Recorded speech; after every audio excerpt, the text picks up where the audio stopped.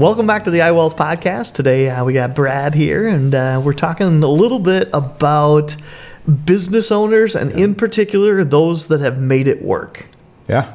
Okay? Yeah. I sat next to a 55, 60-year-old woman on the airplane the other day, and she had a home-based where they come out and, if you have elderly parents or grandparents, and they kind of help in the home. And she had a whole team that works with her, and she was getting closer to the end of her career, right? And one of the things that came up was just how she was managing all of that, and the financial piece of it was a part of it. And she had some worries and concerns, and I ended up in this very long conversation with this woman about it. And we actually talked a little bit about your book, Fish Don't Clap, and just some of those ideas. But when you're in that space, what are you talking to your clients about? It's so interesting. So I primarily work with business owners, Matt. And part of the reason for it is it's very interesting. I'm an entrepreneur and have several businesses myself, so I relate well. Yeah. But what's so interesting about it is there's no cookie cutter approach to it. There just isn't. Every business created a little bit different dynamics. Like, should your companies own it? So there's these things called ESOPs, where you basically sell your company to the people that work there, and that's how the company is going to go on forever. And there's a lot of complexity and taxes and fees around that. Should you bring your son in to run the farm? But what about your two daughters that aren't on the farm? So there's all these complexities around the business owners and moving forward. The biggest sin I see from business owners, Matt, is not getting prepared at all. So many business owners are so ingrained in their business, they're working and growing, like that's their lifeblood, that they don't take the time to step out of the business and work on it. And I see lack of planning. I see lack of legal documents. I see lack of who's that successor. And they wake up and they're 65 and the world's screaming at them saying, hey, Social Security age, should you get out of this business?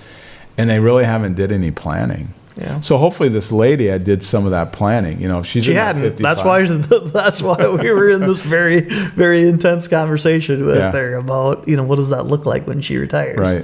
Right. Because basically her whole game plan was to go sit on the beach. She literally said that. She's like, my whole game plan when I retire is just to go sit on the beach. I'm like, you have 20 some employees that are all full time, out doing, this at these folks' homes. Yeah.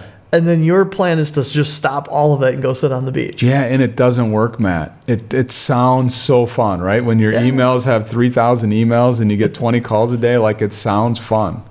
It's miserable. I've helped coach clients through this. Like they retire, sell the business, and 6 months later their phone doesn't ring anymore. And the only emails they get are from spam emails. Like they're irrelevant, sitting on the beach, drinking too much, and they're unhappy. Yeah. And I'm being funny, but it's not funny. Like, it happens. And so business owners need to get their things together personally. They need to figure out what they're going to retire to, hence Fish Don't Clap that I wrote. Like, they got to get their head straight around where they're going once they sell. But a lot of business owners never want to sell. And the problem is they need to get their business ready to sell even if they're not going to. What happens if they die prematurely? What happens all of a sudden a child wants to come into business? Like, they need to get prepared and then not sell if that's what they want. But emotionally, they got to get through that piece. Financially, they got to make sure it's there.